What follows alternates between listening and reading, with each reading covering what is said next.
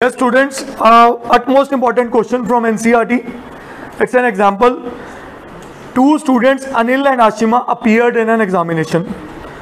The probability that Anil will qualify the exam is 0.05. मतलब 5% chance है कि Anil exam को क्रैक कर पाएगा. तो ये इसको मैं probability of अनिल को A ले रहा हूँ, तो ये आ गई 0.05. Is that okay? And Ashima will qualify the exam is 0.10. तो इसको मैं आशिमा को B ले लेता हूँ, तो 0.10. क्या ये बात सबको क्लियर है? सही है बेटा. आगे, the probability that both will qualify. Both का मतलब इंटरसेक्शन. हाँ जी बेटा, हाँ जी बेटा. तो A intersection B both will qualify is 0.02. इसमें कोई दिक्कत नहीं किसी को. Find the probability that both Anil and Ashima will not qualify. Question पहला पार्ट क्या कहता है? Find the probability that both Anil and Ashima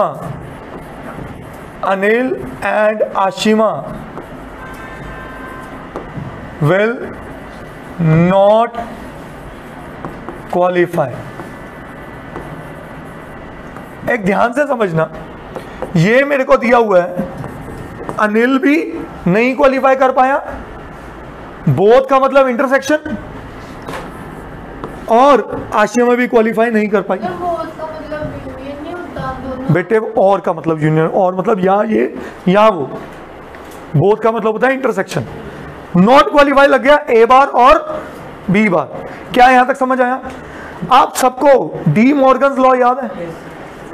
D Morgan's law क्या कहता था कि ए यूनियन बी का whole transpose is equal to A का ट्रांसपोज इंटरसेक्शन. तो यही चीज की प्रोबेबिलिटी मांग रहा है. बोलिए, इज दैट क्लियर? तो इसका मतलब ये मेरे को मांग रहा है probability of A union B का कॉम्प्लीमेंट. ठीक है, कॉम्प्लीमेंट ट्रांसपोज सब एक ही चीज है. क्या ये बात समझ आई? ए यूनियन बी, मैं ट्रांसपोज बोल रहा हूं, ना यूज करना क्योंकि वो मैट्रिसेस में जाएगा.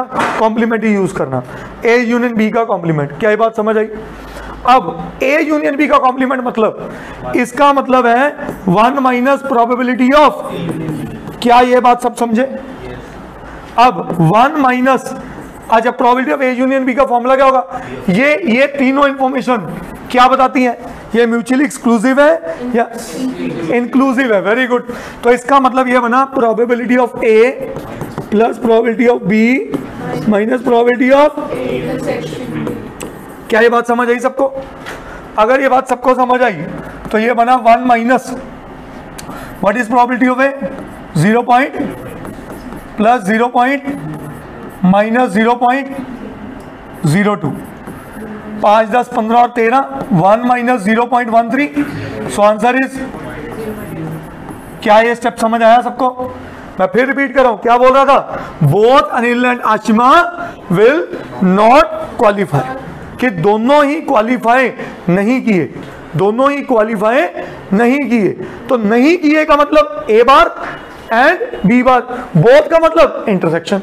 और इंटरसेक्शन बनते ये फॉर्मूला बना, तो मेरे ध्यान में क्या आई? De Morgan's law. Is that clear?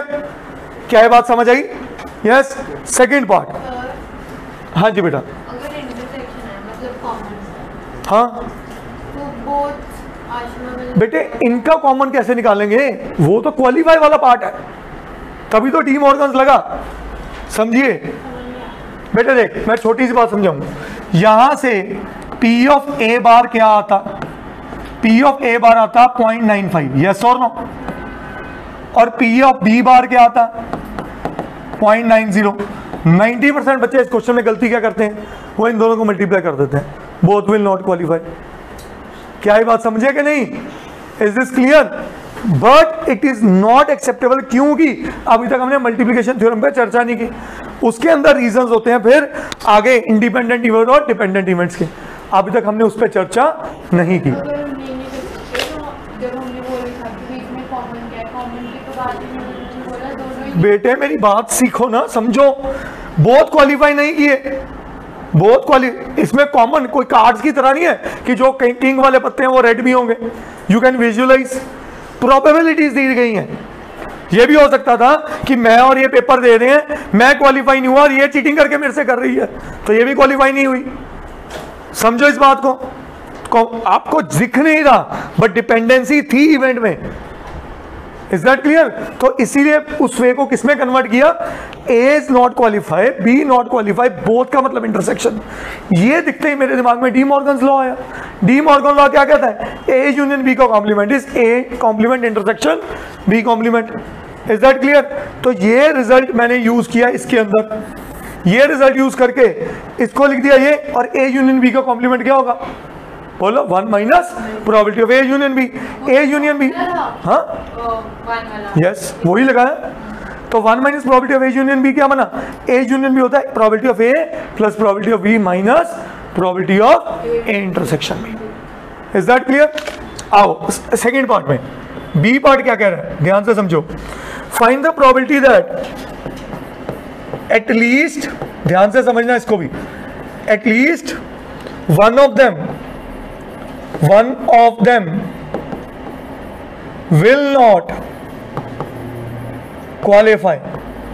इसका मतलब समझा दो मेरे को पहले। कम से कम है, हाँ ज्यादा हो सकता है। हाँ एक तो होना ही चाहिए, तो क्या एक होएगा या कोई भी नहीं? हाँ, अब याद है जब एटलीस्ट वर्ड आता है, मैंने आपको क्या किस्सा सिखाया था? At least one of them will not qualify. कम, वो क्या बोल रहे हैं? एटलीस्ट वन, हम वो कह रहा है, क्वेश्चन कह रहा है कि कम से कम कोई एक क्वालिफाई ना करे।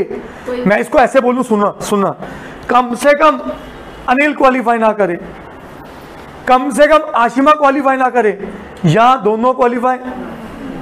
यही बोल रहा ना, कोई एक क्वालिफाई ना करे या दोनों ना करे। तो जब भी एटलीस्ट का केस आया, मैंने आपको क्या सिखाया था, क्या लिखा करो इसमें? 1 minus probability that both will qualify. उल्टा सोचो, याद है यार? समझो, बोथ विल क्वालिफाई मतलब अनिल और आशिमा दोनों क्वालिफाई कर गए, उसको 1 में से माइनस किया तो कौन से केसेस गए? कोई एक क्वालिफाई हुआ या दोनों के दोनों क्वालिफाई हुए। क्या ये बात समझ आई? अब 1 माइनस बोथ विल क्वालिफाई कब हो रहे हैं? बोलो, ये किसकी प्रोबेबिलिटी थी? दोनों के क्वालिफाई होने की। तो ये क्या हो गई? Probability of A intersection B. So 1 minus 0.02, so answer is 0.98। So ये प्रोबेबिलिटी है कि दोनों के दोनों क्वालिफाई नहीं हुए, sorry at least one of them will qualify, not qualify. अब आता है सी पार्ट। सी पार्ट समझिएगा। सी पार्ट क्या कह रहा है? Only one of them will qualify. ये बड़ा अच्छा पार्ट है ये भी। Only one of them, only one of them will qualify. हाँ जी, इसका मतलब पहले समझा दो। मैं इस क्वेश्चन को ऐसे कह रहा हूं, लेट सपोज ये क्वेश्चन चल रहा है सुहावी और त्विषा के बीच में। सुहावी ने पेपर दिया, त्विषा ने पेपर दिया, और मैं कहता हूं only one of them will qualify. इसका मतलब समझाओ, या सिर्फ त्विषा क्वालिफाई करे या सुहावी करे।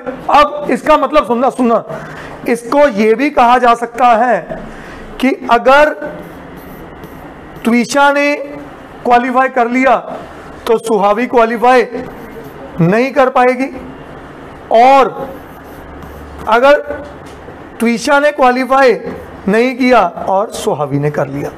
क्या ये बात समझ आई? बोलिए, इज दिस क्लियर? तो ये दोनों इवेंट इकट्ठे हो रहे हैं। Anil qualified but Ashima has not qualified, या Anil has not qualified, Ashima qualified. क्या ये बात समझ आ गई? बेटे समझो, मैंने, ये बजर राउंड है। बजर राउंड में क्या होता है? किसी एक ने आंसर दे दिया, अनिल ने आंसर दिया तो आशिमा की टर्न नहीं आई, मतलब वो डिस्क्वालीफाई होगी। और अगर आशिमा ने आंसर दे दिया तो अनिल आंसर नहीं दे पाया। मतलब ये एक ऐसी सिचुएशन होती है जब दोनों आंसर नहीं दे सकते। कहानी पकड़ में आई? तभी वो लिख रहा है only one of them qualify. ठीक है जी। अब प्रोबेबिलिटी ऑफ, ठीक है, नहीं बेटे नहीं, ए इंटू है, प्लस नहीं है। A minus B plus B minus. तो उससे बेटर सुन लो, वैसे ना हमें जनरली, मुझे आज तक नहीं समझ आई मल्टीप्लिकेशन थ्योरम पहले क्यों नहीं कराई जाती। वैसे आपको बता दूं, ये प्रोडक्ट हो रहा है, प्रोडक्ट हो रहा है, इसका मतलब दोनों का प्रोडक्ट है, यहां पे लग रही है मल्टीप्लिकेशन थ्योरम। तो इसको लिखो probability of A into probability of B not, और का क्या लग गया plus probability of A not into probability of B. क्या है बात समझ आई? हाँ जी, प्रोबेबिलिटी ऑफ ए क्या है 0.05 मल्टीप्लाई बाय बी नॉट क्या आ गया 0.90 plus probability of A not क्या आ गया 0.95 इंटू बी क्या आ गया 0.1। इज दैट ओके बेटा? ये बन गया 90 into 5 450 और 4.4 zeros पे आ गया, और इधर बन गया 95 और 3 zeros पे। Is that okay? कहानी पकड़ में आई। अब ये मेरे पास रिजल्ट क्या बना 0 5 5 10 9 9 4 13 एंड 14। एक बार आंसर इसका क्रॉस चेक कर लें। 0.11 है। मेरा भी 0.11 है। मैंने भी ओनली ए प्लस ओनली, हाँ मैंने ओनली ए प्लस ओनली करा। हाँ हाँ हाँ हाँ 5 प्लस 10 माइनस। उसने क्या बोला only one of them will qualify. A qualify कर जाए फिर बी ना करे, या बी क्वालिफाई कर जाए और ए ना करे। बात तो सही है। एक मिनट बात वही, हमने इंडिपेंडेंट और डिपेंडेंट इवेंट्स पे नहीं सोचा। जो भी मैं कह रहा था तो मल्टीप्लिकेशन थ्योरम नहीं लगाते हैं, नहीं बेटा, यहाँ हम थोड़ा सा फिर झोल कर गए हैं इसको दोबारा। मैं समझ रहा था क्योंकि उसने कहीं नहीं बोला कि ए और बी इंडिपेंडेंट इवेंट्स हैं, ठीक है, मैं उसका रिजल्ट ले आया हूँ डायरेक्टली। आओ जी इसको दोबारा समझते हैं इस पॉइंट को। मैं कह रहा हूँ ना ये क्वेश्चन हर साल आता है और इन्हीं कारणों की वजह से आता है कि हर क्वेश्चन में कुछ है। एक मिनट वापस देखते हैं वो क्या कह रहा है।